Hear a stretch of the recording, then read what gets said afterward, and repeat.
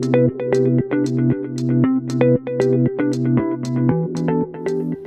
to the Scout Reach podcast. I'm Shelly Hamill, editor and owner of the Scout Guide Aspen, and this is a conversation about the people shaping our valley. Each episode, I sit down with the founders, creatives, and business owners who are building something meaningful here in Aspen. The ideas behind the storefronts, the stories behind the brands, and the decisions that don't make it onto the page. Scout Reach isn't about promotion. It's about perspective, community, and what it really takes to build a business in a place as dynamic as this one. If you care about craft, connections, and the businesses that define where we live, you're in the right place. Let's begin. Hey, so welcome to Scout Reach. This is our first episode of our podcast that we're launching with the Scout Guide Aspen in the Roaring Fork Valley. Welcome today to Natalia Snider. I'm so excited to have Natalia here today because Natalia and I have been working together for quite some time, and I want to talk about that. I want to visit a little bit about how we met and how we began to work together, and now how that's evolved into working with the Scout Guide. So I want to just start out with introducing Natalia. Thank you so much for coming. This is Natalia Snider, and she's my dear friend and one of the photographers for the Scout Guide. So let's talk about how we met. Yeah. At the airport. We did meet at the airport. Yeah, we were both working for American Airlines, slinging bags. Yep, slinging bags, checking people in, and also traveling the world. And traveling and having a really good time. That's the whole point of working there. Right? Yeah. Right, that's the important part. Yeah. That's the whole reason. Yeah. So we met at the airport, but we just kind of clicked. We both realized that we were creative and interested in doing things outside of the airport, like traveling together, but also as I'm an artist, you have helped me a lot with recording and, making great photographs of my artwork and really displaying, what it is that I do with my mosaics. So that's what I think maybe where our creative path started. Do you think of something else? I was going to say that. No, I think that too. I think we started photographing your mosaics, and then it just kind of snowballed into everything else. Yeah. All of the other entrepreneurial things. Well, it was funny when you came in today and we haven't spoken in a few days, and we were both like, I haven't talked to you. Like, what's going on? Like, because during the photo shoot part of the Scout Guide, in that part of the programming, we were talking every day. And every day. And several times a day. Yeah, that's what I was going to say. Several times a day. Yeah. It was like, basically, I should have just left you on. So actually, and I was remembering that when I found out that the Scout Guide Aspen was for sale, Scout Guide Aspen has had a couple of other owners prior. Brooke Casillas was the original photographer and owner who brought it here. And then Amy and Aaron had it after Brooke, and I bought it from Amy and Aaron.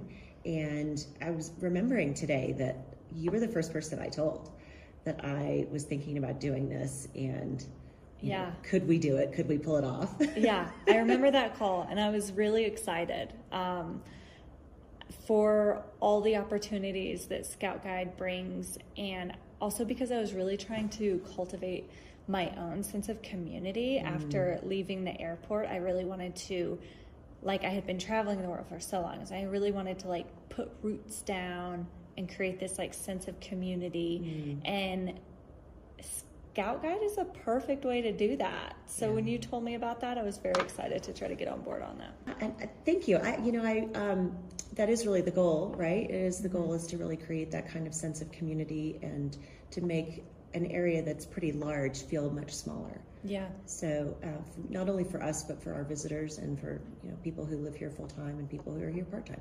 Yeah. So trying to create that sense of community is really important. But let's talk about, you mentioned when you left the airport. That was a big decision for you. That was a big decision for me, yeah. I had been there for 12 years, but nowhere near retirement age per the company's rules and regulations.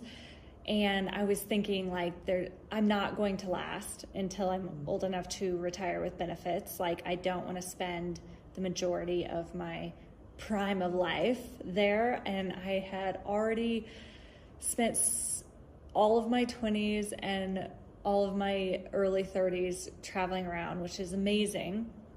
But I was really, in a way, kind of wasting time, not cultivating my own career. And I was doing photography the whole time, but not giving it my full effort. And so a big part of the decision to leave was that it was just really time for me just to stop spending all my time gallivanting around the world. And just not a bad thing. Not a bad thing, but it's hard to create a career that way. You tell us about the course that you took. You went back to school while you were at the airport, and you were taking photography classes, and tell us a little bit about that. Yeah, so actually I finished my photography degree before the airport. I finished that in 2011. So I've been doing photography since. I went back to school specifically to further my degree so that I could teach photography classes that are abroad classes, so like combining my love for travel and photography, which is something that I'm actively pursuing now that I'm done with that program. But that was part of like COVID and how it like really allowed me to take all these classes online that weren't actually normally online, so I could do a degree through CU Denver. It was I want to say a more robust degree than an online degree is. So that actually really worked in my favor. So it was good. Yeah. And you went to Singapore, right? I studied abroad in Singapore, for art and design, which, photography plays into that, sure. Of course. That was really interesting. I absolutely loved that. I also was doing like a self-study while I was there, my own project of self-study of like how these teachers are teaching this so that I could then teach my own. So I came away with a wealth of knowledge from being a student and also observing the teachers. And that's really saying something too about just your dedication and, doing a program that is really it's self-guided and, you have obviously projects that were due. I sort of remember that you had multiple projects that were due over a certain period of time, but that's really takes a lot of dedication to your craft to, put the time aside and to see it through and to finish, because a lot of people start projects and don't finish. Yeah. Well, and I think what you're specifically talking about is my degree was in interdisciplinary studies. So I had to pull all different classes together and basically prove why they were a cohesive bond to be a degree, which was amazing for me because that's kind of how I live my life anyways. And I highly recommend the interdisciplinary studies program for any of those out there that feel like there's more than one program that could teach them. And I think it relates so much more to life than anything. I was also able in that way to pull in these two really monumental trips that I went on to Egypt and Argentina and made them into a class by doing a 10,000 word paper on that trip I took. Because that trip was so transformative, it really worked together like that. Yeah, and I think we very often have a lot of projects going on at one time. We do so many. And so that really, I think that helps. It really informed, we have a certain look, we have a certain vision that we talk about that we want for the Scout Guide. You, as part of your becoming part of the Scout Guide, you actually had to interview with Christy, who's one of the founders of the Scout Guide, and she's the main photographer and started the Scout Guide with Susie. And I was on that call with you, and you had to present a portfolio, and so I think that shows just a lot of what your talent and your skill is, and that you are able to project and to create a similar style, and we had talked a lot about it before, and you every time we pull out guides, you're from other cities, you're soaking up what other photographers are doing and getting ideas, and you and I are constantly bouncing back and forth as well, like we could do this next time, or we could do that next time, or what could we, how could we manage it differently, how could we, to make sure that we're getting that cohesive look that the Scout Guides are known for. Yeah, and it's really something that stuck in my head from that call was going over exactly what the aesthetic of the Scout Guide is, and I won't go into give their secrets away about that, but you can see it through all the Scout Guides. Mm-hmm. It really is really cohesive. Yeah, there is a consistency for sure. Yeah. And I can see that too on the design end, which is interesting. I was thinking about that the other day because we're in the design process for volume 13, and that you take all of the photographs and you and I go back and forth on them a fair amount. But then I then go into the design process, and then I'm working with the different members and the different businesses on what the final design is, but you very often don't see the design until it comes out. Yeah. Until the guide comes out. I know, which sometimes I wish I could see it just to see it, because in my head I think the photo will be like, used this way or that way, and then it comes out and it's oftentimes different than I'm imagining, but it's beautiful. Yeah. It always turns out beautiful. Yeah, it does work out. A lot of times better than I imagined. Oh, and I mean, that's fun. Yeah. But, I'm not the graphic designer, I'm the photographer. Yeah. And there are things about a design that we have to think about, like we can't make a font any smaller than a certain size for people to read, and we have to provide space on the outside perimeters so that, nothing goes in that area, because there's just all in the fold, we have to think about the fold, and so there are a lot of other factors that go into the design of it as well, but it is great to see how it all comes together. Yeah. Yeah, there is definitely a cohesive look and feel for the guides across the country. Yeah. Which I think is important, because that means that when someone is in Dallas and they pick up a guide, or when someone's in Aspen and they pick up a guide, they have a sense for what they're planning to see when they open the cover of it, and that there's a consistency there. So. Yeah. And then if you get photographed for the guide, that your photo's also going to meet that consistency. Right. Yeah. Right. What else can you tell me about working with the Scout Guide and that call with Christy? And did it inspire you? Did it scare you? Did it, what were your feelings after that call with Christy, and how has that manifested in the last two guides that we've photographed? Well, I will say I was definitely inspired by the call, because I wasn't actually sure what to expect. Of course I knew that they were going to want a portfolio and whatnot. And I felt fully confident in my knowledge when I was speaking. So I wasn't scared, but I was very inspired because of the professionalism and like how thorough she was questioning me, because I wanted to tell her I had all this knowledge, like I'm not self-taught. I did go through school. I have a wealth of knowledge, and I wanted that to be seen. I didn't want her to think that I was just a photographer that you'd been working with for a while for no reason. Right. And so it definitely inspired me. Also, specifically, I got inspired by the creative meetings and like being able to think about what kind of shoot we want to do. And the first season, we were very quick to deadline. We didn't get to do that. This season, we got to do it some, and the ones that we did get to do it on, I had so much fun with. Yeah. Because I really love that part of it. I'm definitely a conceptual photographer in my own personal work, which means I premeditate photos in a lot of different ways, and I try to bring to life what is happening in my imagination, which before every single shoot, even if we didn't get to do one of those, I still did so much premeditating of like how it was going to look based on the light, the atmosphere, the location, who was going to be in it, what kind of mood we wanted to bring based on the business. So all of that's been really fun for me.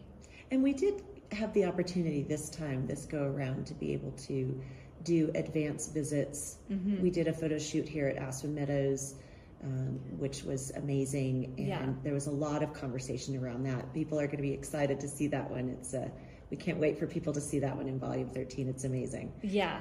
but it was a shoot that was outside, and there were a lot of complications, and we had to pick the time of day, and there was a lot of setup. It ended up being a 4-hour shoot. Mm-hmm. So there were a lot of calls in advance about costuming and what the background was going to be, and where we could shoot, and where could we set up that there was going to be enough space, and that we, again, with a double page spread and there's a fold in the center, how are we going to capture the essence of the movement that was happening across inside, 2 pages across with two the pages, fold. With the fold. That's been a learning curve for me, because I've never had to shoot with a fold in mind for so many different types of images. If I've done that before, it's been like one here or there, but like so many different ones, and it's been a fun learning curve, but it's been a learning curve. For both of us. Exactly. I remember with that call with Christy when she talked about that if we were doing a 2-page spread and we had, maybe 10 people in a group photo, that we needed to make sure to allow like 3 feet in between, put 2 groups of people on either side and allow that. And that really impacted me. I was like, okay, so that we have to really think about that when we think about who's going to be in the photo, and is it a horizontal? Is it a vertical? How will it read on the page? Have we left enough room for a logo? Have we left enough room? We've learned that's been a learning curve as well, right? Yeah, especially because I kept wanting to shoot tighter, and then to get the people in, to get their faces in. And then it was like, oh, actually we need a lot more room for text and logo than I'm thinking. So pulling out, shooting a bit wider. But I don't even feel like 3 feet is enough. I found out through our going back and forth. So I've been doing more than that, because it depends how many people you have. If you have people all across, then 3 feet is exactly what you want, because everyone's close. But if you only have a couple people on each page, then you want them quite far apart so they can be in there centered in their page. So that's been really fun, actually, to figure out. Fun challenges. Yeah, those are good things. Yeah. We have some challenges here with the weather.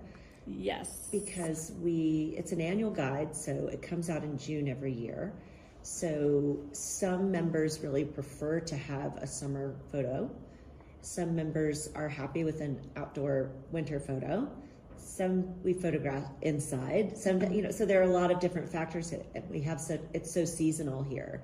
So can you speak to that a little bit about how we've managed and navigated that? Yeah. So I don't know what it is about summer, but summer feels like more of a year-round photo that you can have out than winter does, and that doesn't make any sense here when we have perfectly 4 seasons, but somehow it does.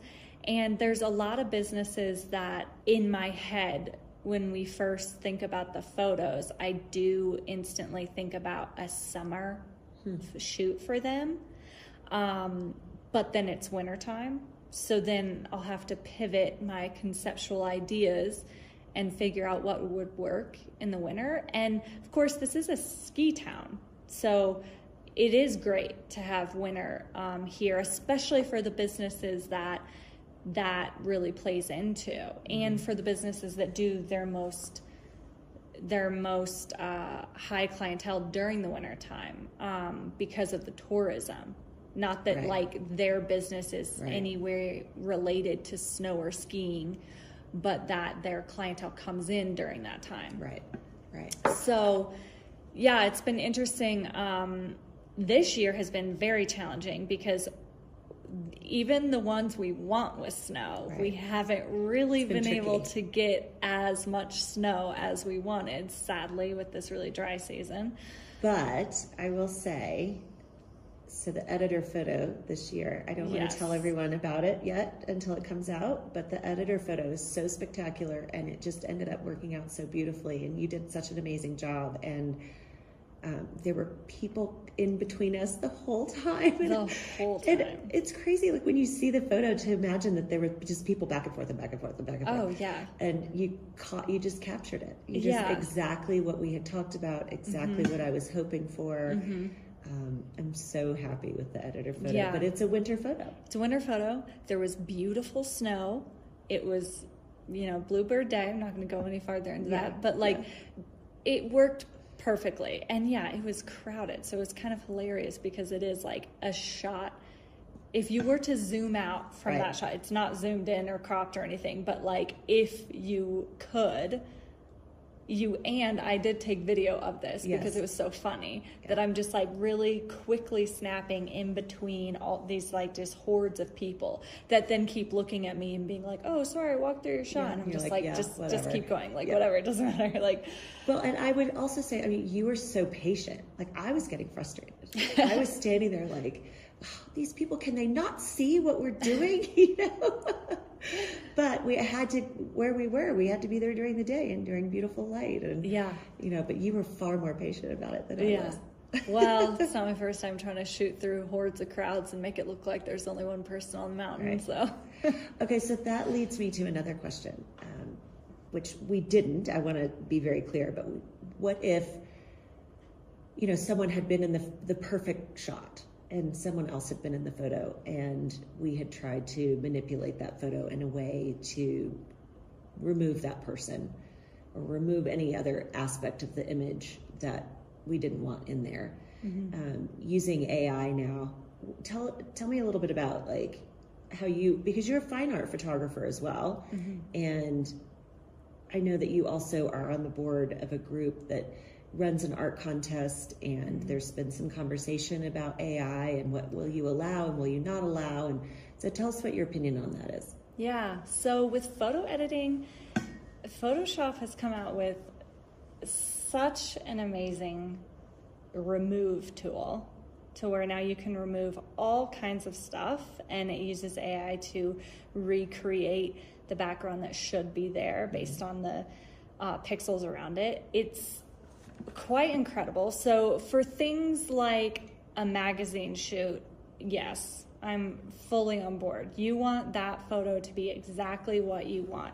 Because you don't want anyone's eye to detract from the message that's given in that story for that specific business at all. You don't want even a red color of a random sign in this corner to bring your eye this way or that way. You want your visual hierarchy exactly how you planned it.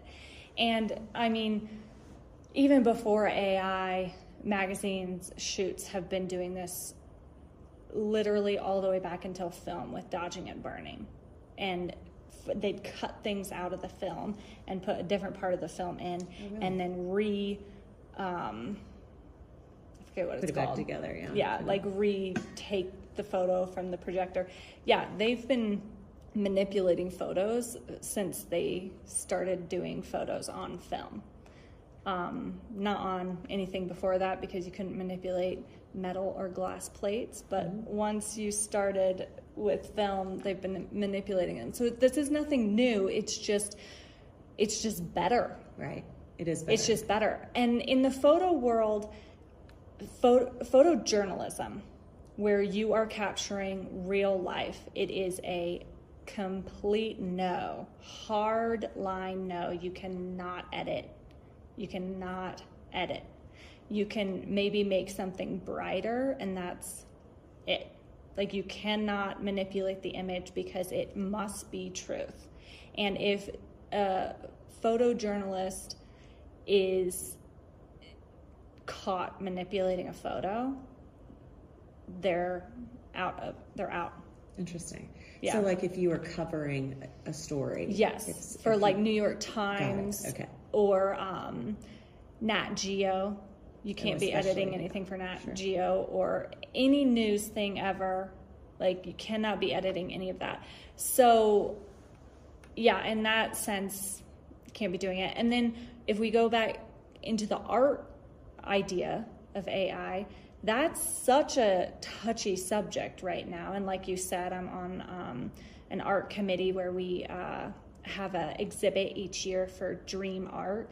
And AI, when it first came up, got a lot of pieces got submitted that were AI that some of the judges couldn't tell were AI because they weren't privy to what AI looked like. That was the first year I started. I was not on the board that year, but in the gallery, I noticed it and I brought it up to the judges. They had no idea. So it was kind of like one of those things where it's like, oh no, like what's happening here? And then we've had so many discussions about it since, whether it should be shown next to art or not. And it's an ongoing conversation. But what I think is important to think about with this is that people are really going towards truth more than ever, even at the same authenticity. Even at the same time that AI is just skyrocketing, people are trying their hardest to find authenticity and truth in every sense of every medium. So I think that it will be continued to use to make an ad, magazine photo, things like that, look the way you need them to look.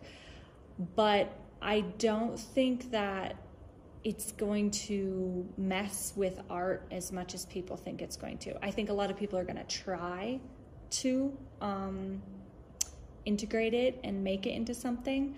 But right now we're at such a rudimentary stage where people are just putting in prompts. But if you use it in a much, much more creative way, then it could be more interesting, I think. But still, I don't think it's going to be able to create with the authenticity of art.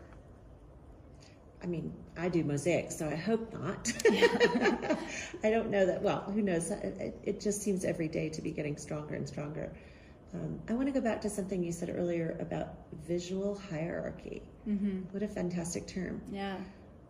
I think, when we talk about editing, because I do my very best to try to attend every photo shoot and make sure that I'm there to support you, that I'm there to support the member. And some of what I do, I try to self-edit before we take the shot. I try to, let's take your phone out of your pocket, let's straighten your jacket, whatever, those kind of things, or let's move your hair a little bit or whatever. I try to stand behind you, which we bump into each other all the time. But I try to stand behind you and try to see what you're seeing and try to catch those things, because I'm a little bit older than you, and I just remember having to do that. Like, we didn't have all of the opportunity to edit the way that we can now and just smooth out fabrics and things like that. Also, that's a huge help, I'll say. And I'm absolutely loving when you're doing that, because I don't want to go into Photoshop and try to remove a phone out of somebody's jean pocket. That is unnecessary time. And it's always the photographer's rule to do as much as you can in camera. That way you don't have to do that much, if any, editing post. That is something we learned in school that's so important. So that type of stuff is monumental. Okay. And I love it when you're there, especially because I am focusing on light and aesthetics so much that I will not see somebody's hair right in their face. And so it's huge to have you there doing that. Okay, good. Yay, I could be helpful. Yeah. But I think I missed your point on visual hierarchy. Well, I just love that term. I don't know that I've heard that term before. And so it's a term that means where your eye first lands on a page, and then what it moves to next, and what it moves to next, and what it moves to next, and how it moves across. But specifically the pinpoints. You can, in design, you can actually pinpoint visual hierarchy, number 1, number 2, number 3. You can force somebody's eye to move across the page in the right way that you want to. And you want them to move across the page in the same way that either will keep them like a loop right on the page, or you want to tell a story across the page, but you never want to push them off the page to where because it's a subconscious thing for them to just flip the page in that scenario. So it's a very specific way of doing it. You can do it with color. You can do it with just imagery in itself. There's a lot of ways of designing or setting up a photo with perspective using like the golden ratios and stuff like this that are really striking. And when you see a really interesting image and your eye stays on it, it's because the visual hierarchy is working. Right. Yeah. And I have heard, I remember Sarah Moulton, who used to be the executive editor for Gourmet magazine, which is interesting. I'm going to make this point because they're no longer in print, but she said, and this was when she was on the television Food Network when it first started, and she had said that anytime they put anything red on the cover, whether that was a cherry, a cranberry, the font, the copy, anything that was red, it would fly off the stands. I was going to say in my explanation just then that you can do it with the color red really easily. Interesting. What is it about the psychology of that people are drawn to? Do you know? I'm not sure. Like, the color red and color theory is something that's warming, inviting. It's also a stop. So like that can be used as a visual period. It also transfers into room design and like feng shui, where you put red in front of windows to stop the energy from bouncing out of the window. Right. And so it's interesting because it works it works in our subconscious, through rooms, through print, through anything that it can in that way, which is really interesting. And it makes me think of the Scout Guide with that red right there, which pulls you right in. It's a target, but why do we make the targets red? That's then the question. You know? Yeah, we'll have to look into that a little more. Yeah. So outside of when we are doing back-to-back photo shoots, you and your husband Tyler has a YouTube channel that's doing really, really well called Independence Overland. So everyone should go and follow him. And you guys live in Carbondale and you base yourselves there, but then you travel around. Tell us a little bit more about that. I'm butchering it, so just tell us more about that. But it also leads to a question that I would hope that you'll answer about that different type of photography that you're doing with him. Yes. Okay. So yeah, we have a YouTube channel, Independence Overland. It is about overlanding, which, if people aren't familiar, is off-roading long distances with a vehicle where you have everything you need to survive for multiple days out in the backcountry on trails with no civilization. So it's really fun. We've recently also breached into more of the paranormal, which is a fun combo. People don't think it matches, but it does, because you're out there looking at the sky all night. I'll just say that. Simple as that. And so my photography with Independence Overland has to do a lot with lifestyle of us on the road and camping, the trucks, of course, any type of obstacle that the truck's going over. But what I really get passionate about on our trips is incredible moody lighting and landscape photography. I don't call myself a landscape photographer because I'm not really out there capturing, like looking to capture the landscape. I'm actually out there looking to capture the light, which to me is totally different. I know really amazing landscape photographers. Shout out to Jeremy Joseph in Basalt. Incredible work.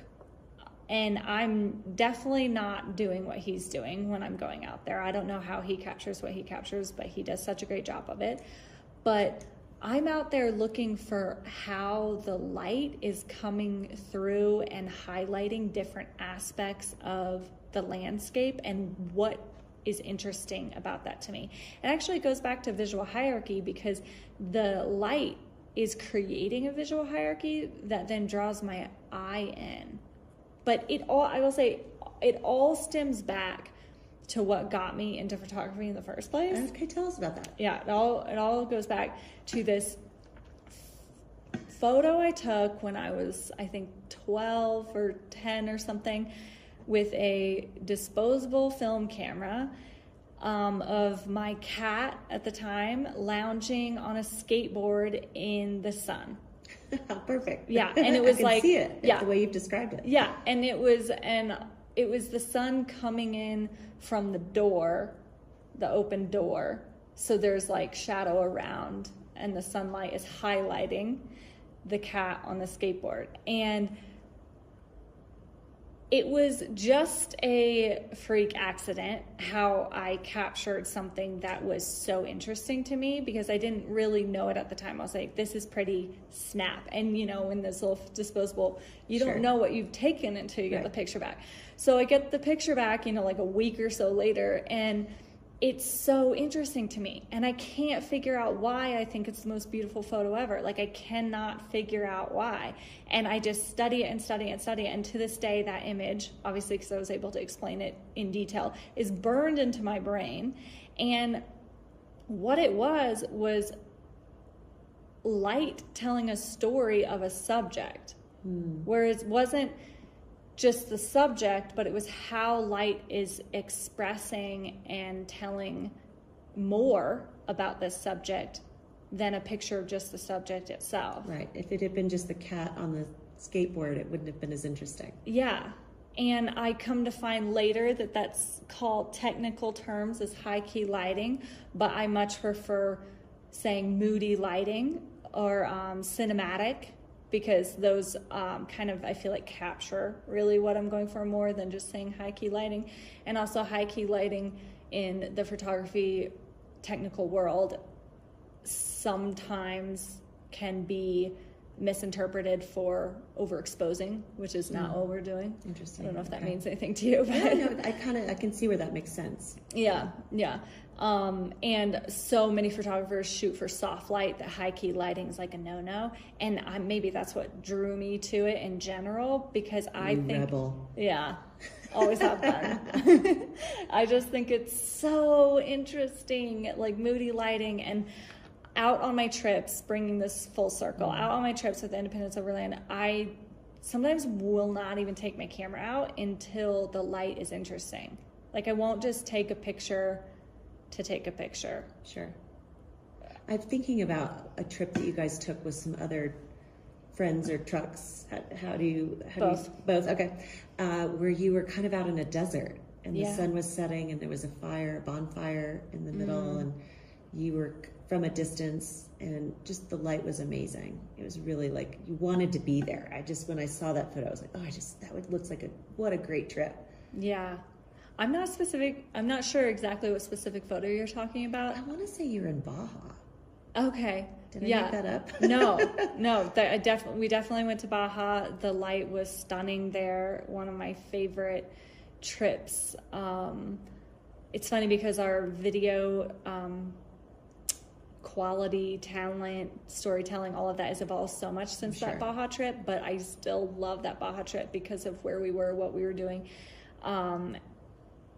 And yeah, I barely put my camera down on that trip. I don't know what it was about the season or the light or the beach or this whatever, but it was stunning. Yeah, your pictures are amazing. And you guys really complement each other that way, because he has the YouTube channel, he also has the Instagram, and so sometimes I don't know whether it's something he's taken or something you've taken. Obviously, if it's a photo of you, I know that he's taken it, which he took one recently that was so beautiful of you, that just lights up your eyes. That's just so fantastic. But you guys really do complement each other. Do you ever, I don't want to say fight, do you go back and forth, or do you have like conflict about your creativity, or how does that work out? That's an interesting question. Because I was just thinking about this. We just got back from our trip yesterday or the day before.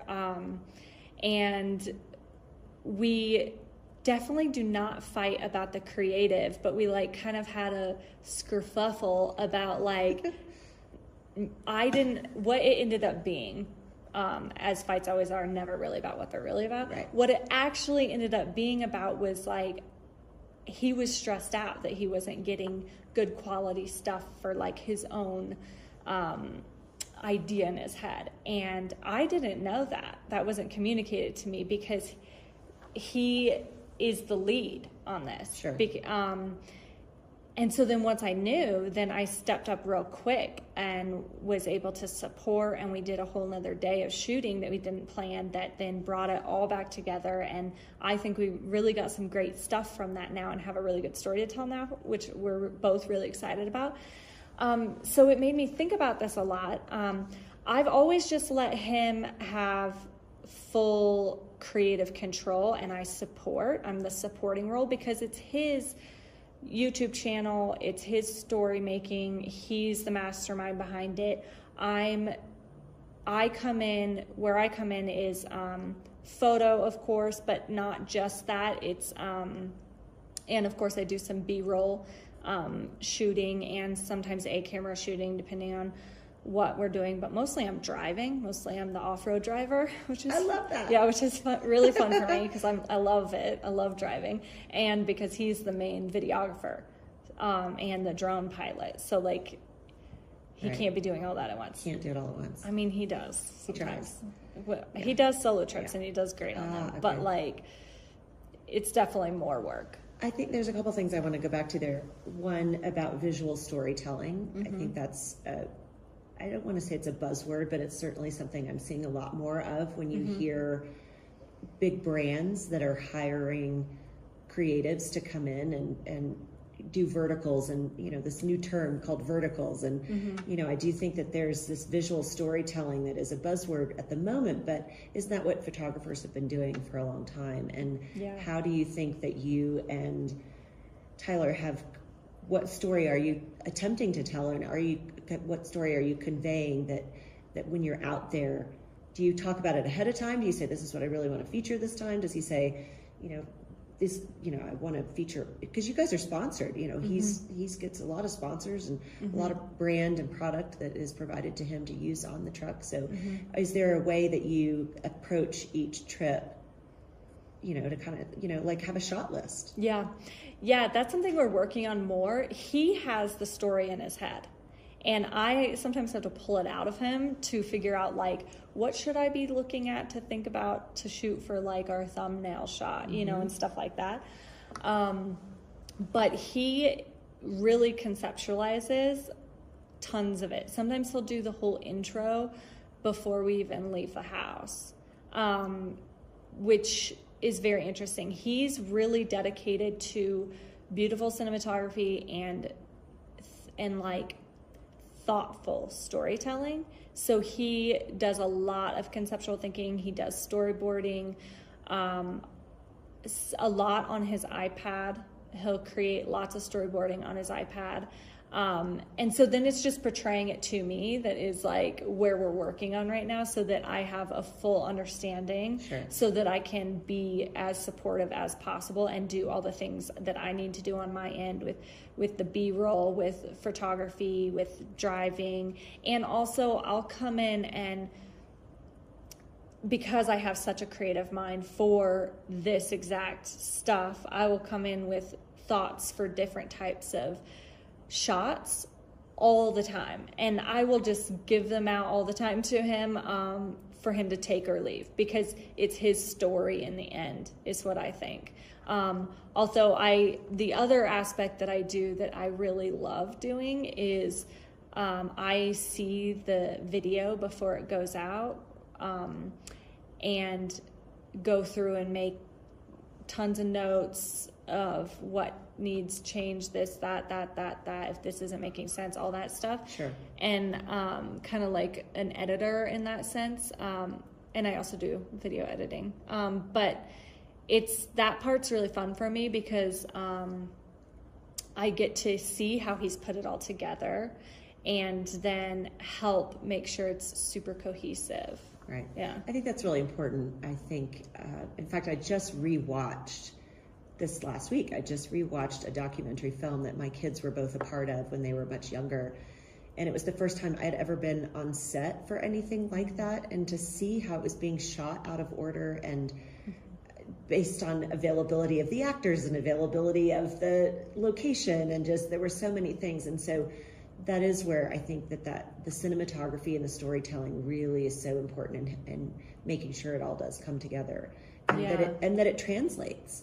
Because I can see how it might be. I know from my end, like when we were shooting the editor photo, like I had a vision for what I wanted, and I had shared that with you. But once you're on set or on site and doing that photo shoot or doing that storytelling, other things evolve, other things transpire, the light changes, there's a lot of other things that go on. And so I think that being able to make sure that message has been conveyed after the fact, and that it has come together, makes a lot of, it's a really valuable skill. Yeah, it's a really valuable skill. I mean, that's Tyler, are you listening? It's really important what Natalia does. Yeah. Yes. No, it's and that's where storyboarding comes in, and then with photography, that's where the pre-planning comes in. It's just to make sure everyone's on board, everyone understands what we're trying to get. Like it really will help us shoot and help a story. For filming, it's interesting because you've had so much experience with your son for film, for cinema. Tyler shoots in a very chronological order type of way. He does, okay. Generally, yeah. So it does make it better, easier for editing. Yes, and I think it's his just brain works that way. So like if we want to tell this part of the story and then this part of the story, we're going to go to this location first and that location second. Sometimes they have to not be in order, but like I think it kind of messes with it when it's not perfectly in order. Yeah, because and he's such a I don't want to say stickler because it's not that, but he really values truth. That's actually what got him into it. At the beginning, he was doing reviews for gear, and he just hated how all the gear reviews were just fluff. Somebody got something for free, so they're fluffing it up, and it's like it's not accurate at all. And so then he got on doing reviews that were very accurate, whether they were good or bad. Right. So he tries to stick a lot to that in his video. Going back to that word we used earlier, authenticity. Authenticity, it's huge. And you guys have become a bit of some celebrities. Going to you as well. People want to meet you when they go to these. What do you call them? The expos. Expos. The Overland roundups. But. Yeah, they're like Overland expos. Yeah, it's fun because it's such a small niche. So no one that's not in that industry knows about us or it or any of it. And then there's so much bigger celebrities in even this little tiny niche that even if you are in that niche, you might not know us either. But the people that do love us, and yes, of course they do, and it's so sweet. And we have a lot of patrons, and we love our patrons. Tyler just did a patron trip that I sadly couldn't go on because of a family mishap, but it was so cool to watch that video and see everyone that came out to camp with us to support us. I would say that I know a little bit about cars. My dad used to own an auto parts store, and I was the parts girl. I would drive the parts around. Like if you called up and said you needed a carburetor for a certain car, my dad would pull it off the shelf, and then I'd drive it over and deliver it. That was one of my first jobs. I love that. So I know a little bit about cars, but not certainly to the level. I mean, Tyler knows an extraordinary amount of cars, about cars. But I still love watching the videos. I still love seeing where you guys are going. And so there's that storytelling aspect of it again that is interesting. And, when I text you or call you on a weekend and I can't get through and I'm like, oh, they must be camping somewhere. And then I get, then we see the video a little bit later, So I think that it translates to even for people who may not be super into cars or super into trucks or camping even, Yeah, it does. We get a lot of people that want to be doing something like that but can't for physical circumstances or whatever circumstances. And so we get to be that outlet for them to be able to see these places and experience this, and hopefully it feels like they're there, yes. Like that's what we'd like to go for. And then another part that's been kind of interesting and funny all at the same time is like, now that we're kind of breaching into a bit of the fringe storytelling that's combined with our overland, we've gotten a lot of comments. For instance, we did an Area 51 video and we got so many comments saying like, is this a Toyota truck commercial? Because they didn't realize, because it's a different audience, 100% different audience coming in watching our video for that aspect, not for the overlanding aspect. Sure. That we just are putting out what we're doing and who we are. And it's funny because that audience has no idea why there's so much truck footage. Right. And then looking back at it from their perspective, I'm like, yeah, that's hilarious. It probably does look like a Toyota commercial. We're not sponsored by Toyota. They don't sponsor very many people. We wish we were. Yes. Well, shout out to Toyota. Yeah, right. Well, and I've been trying to get you guys to be in the 4th of July parade here in Aspen because I think, put some signage on the side of the car, all the people in town, you'd get so many new followers. But July 4th is your anniversary. Yeah, July 4th is our anniversary. And I mean, I guess that wouldn't be such a big deal except for the fact that he proposed on a camping trip. This makes us sound like camping nerds, but it was very romantic and beautiful. And so every year we go camping for our anniversary. Right. Yeah. Right. No, I know this. I've tried to get you guys to be in the 4th of July parade. And that's another point that you and I have, is that another point in history is that in my capacity as a former wedding planner, I helped you on your wedding day. Yes, and which was so special. It was really special, and I had never heard of the term Blue Hour before until you had. Maybe you can tell our viewers, our listeners, what the Blue Hour is. The Blue Hour is the moment that happens right after Golden Hour, which is the moment when the sun is at the angle of descent that it shines that golden light across the land. It's not actually sunset, but sunset can be happening, but it's usually right before sunset, depending on where you are and if there's mountains and stuff. Like for here, Golden Hour happens sometimes a good hour before sunset because of the mountains. Sure, that makes sense. Yeah, but it lights up everything in a very warm tone that's very gold, so that's why it's called that. And then sunset happens, and then right after sunset, right when the sun is gone, then the whole sky turns this beautiful shade of blue, and that's the Blue Hour. It's not dark yet, it's just blue. All the color's gone from the sunset, but it's this gorgeous blue, and all the lights are turned on for anything that's around during that time. So it creates this like beautiful symmetry of color with the blue and the golds of the lights, or whatever color lights, but usually warm toned house lights. I do see a lot of real estate photography like that. That's exactly what I was about to say. It's a huge thing to get real estate photography with the blue light because it is very attractive. Those two colors, they're complementary colors on the color wheel. And there's this like magic that happens there. There's actually lore that goes way back to where Blue Hour is when magical things that are good things happen, as opposed to the like witching hour in the middle of the night where like bad magical things happen. But like good, beautiful, magical things, like very lovey, romantic, magical things happen at Blue Hour.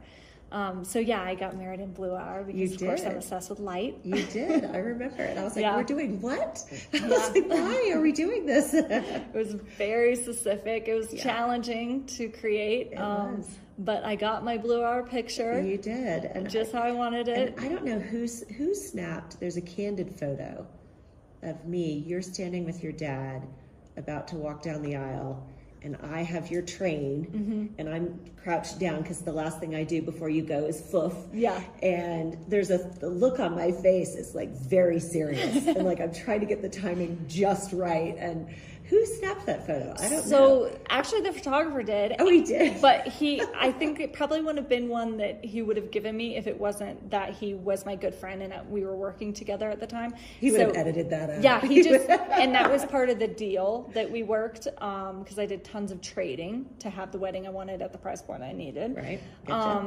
And I edited all my own photos, which I honestly wanted to do anyways.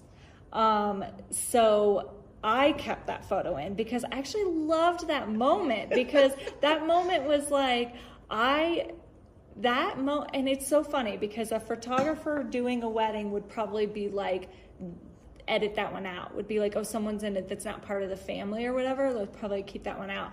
But that photo means so much to me because like every time I look at that photo, I know exactly how I feel. Nervous as hell, but like excited as hell. You know, like I wasn't by any stretch of the word having cold feet, just nervous about, you know, being the performance of it all. Yeah, like very nervous about that. Pageantry. Yes, being that extreme center of attention, knowing I was about to have to like do public speaking in a sense with my vows and whatnot. Very nervous about the whole thing.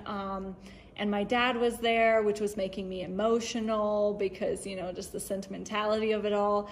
And then what you said in my ear in that photo, or is captured in a memory for myself from that photo, which I can't remember verbatim at this point, but it was something about, it was like, breathe and remember you're celebrating your love. Yeah, take your time. Look at the people in the audience. Smile. Yeah. And it was like everything I needed to be reminded of in that moment. So kudos to you. I definitely think you're a great wedding planner and MC. That's what it's called, right? MC? Matron of ceremony? Oh. Yeah. I don't know that I've heard that term before. Oh, okay. Yeah. Well. Day of wedding planner. Yeah. Yeah. Yeah, it was, so I love that photo. I'm so glad you kept it. Yeah. But I did look very serious. You did look very serious, but you were taking a moment seriously for me, which was great. Sweet of you to say. Yeah. Thank you.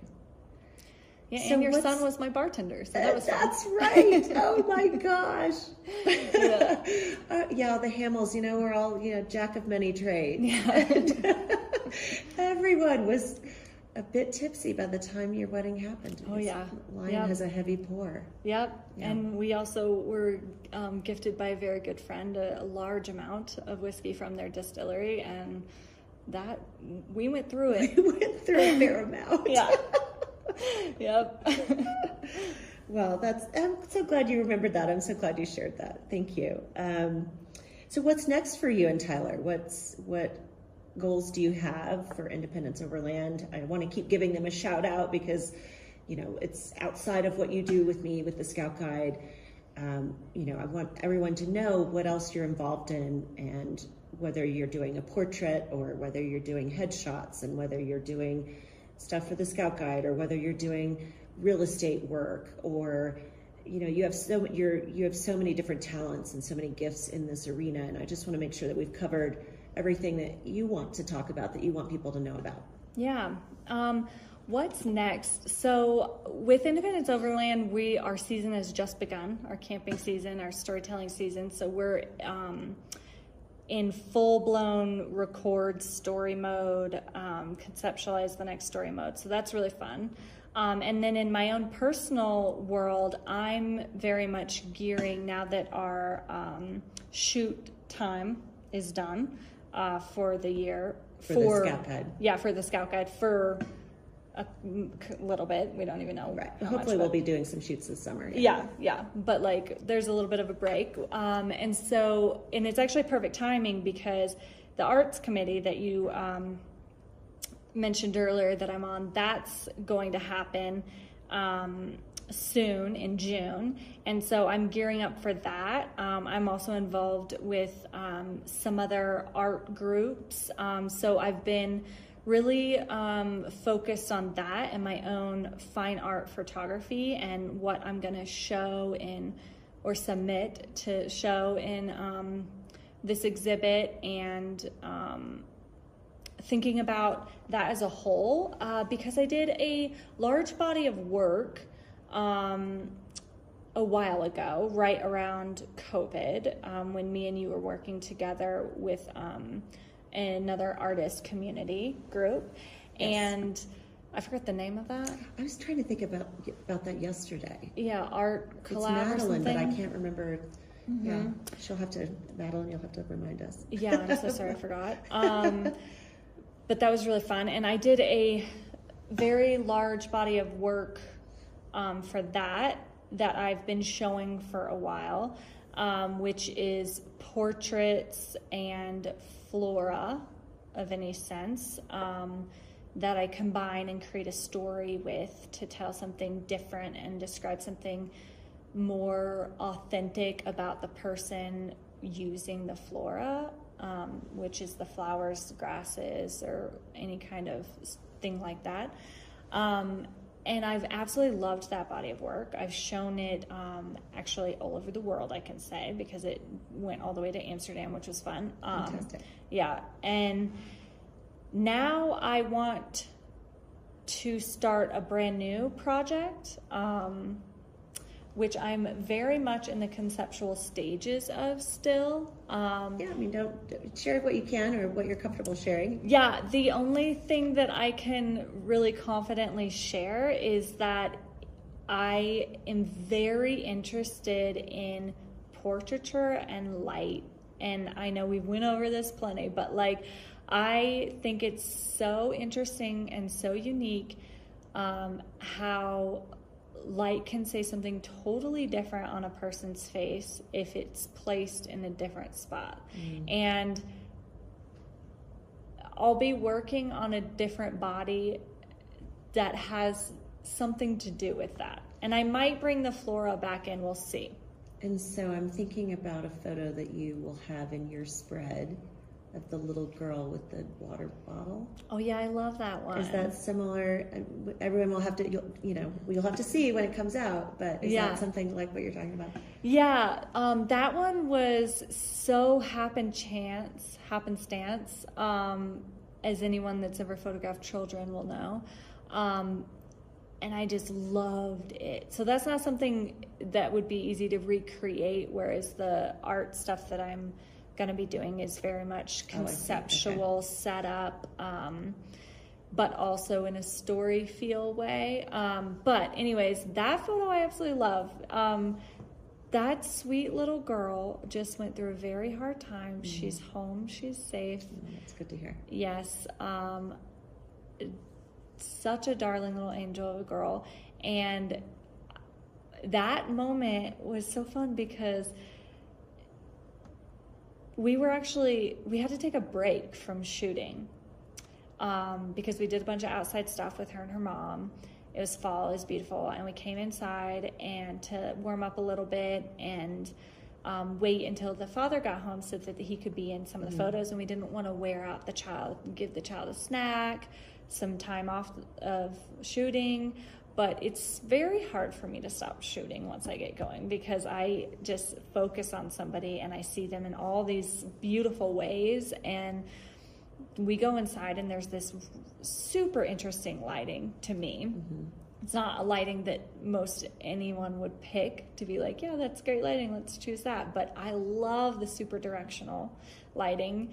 And this little girl is just playing with me in this room that has like super directional lighting, and I just see what's about to happen seconds before it happens. This doesn't always happen like this, where you're able to get your camera up at the right moment to be able to take what you know is about to happen. And I love that photo. I grabbed from that. Yeah. So one other area that you photograph that we haven't talked about is pet portraiture. Oh, I love pet portraiture. And so again, there's a photo of a mutual friend of ours, pet, that will be in the spread that you're doing for the Scout Guide.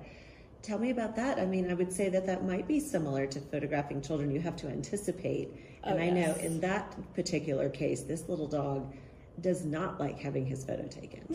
As soon as you pull your iPhone out, he looks the other way. Yeah, it's like he's very aware. He's very aware. Yes. Yeah. So tell us about that. Yeah, I love pet portraiture. And yes, the similarities between pets and children are very high. It's very challenging. Pet portraiture, you need lots of treats. Just like with kids, you need their favorite toys to dangle behind the cameras so they'll look at the cameras. But I absolutely love pet portraiture because pets are hard to capture. And so there's a fun challenge in that. And there's always something like really beautiful about the pet, at least even just from the owner's perspective that you want to capture. Right. And there's something about animals and their personalities that each animal has a very specific personality, and being able to try to pull that out on camera is very hard and fun. Yeah. And that little guy, he, like, something about his personality is actually just that he's very small. And so, like, I had a lot of... He's not a miniature. He's a chihuahua. He's a 4-pound chihuahua. I think he's teacup, though, right? Oh, maybe.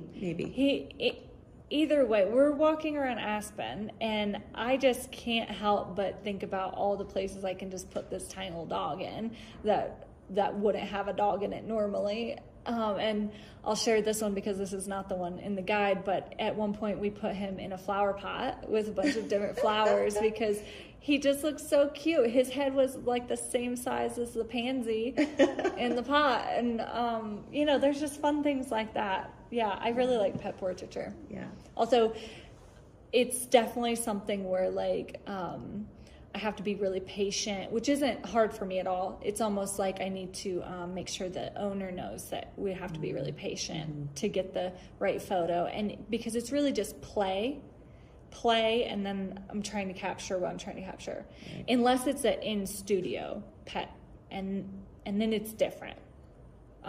Which I've only done a couple of those, but those are really fun too. Okay. Well,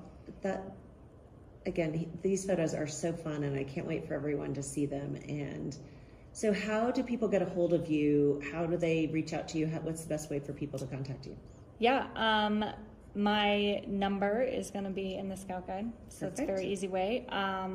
And emailing me at nataliasniderphotog.com. You can also find all that information on my website, which is Natalia Snider Photog. Which we'll make sure to put links in below. So I also want to, just before we finish up, I hope everyone's had a chance to have a view.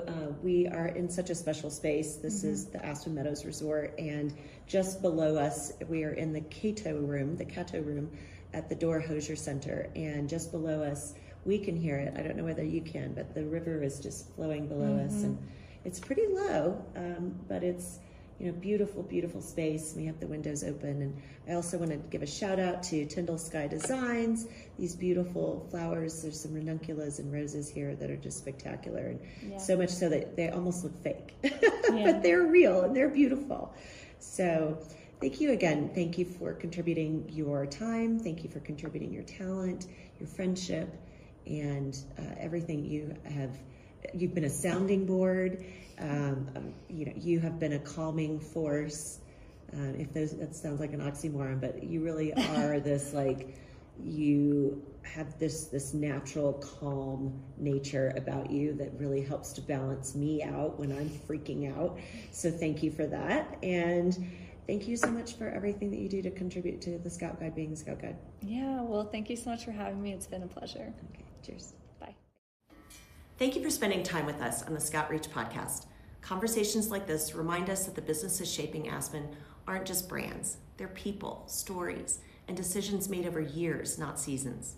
You can find out more about today's guest in the Scout Guide Aspen, where we continue to highlight the people and the places that define our community. Thank you to the Aspen Meadows Resort for hosting us. We offer free local business networking events. Please follow us on Instagram and Facebook. Be sure to sign up for our email newsletters with announcements of upcoming events at thescoutguide.com/Aspen. I'm Shelly Hamill. Until next time, thanks for listening.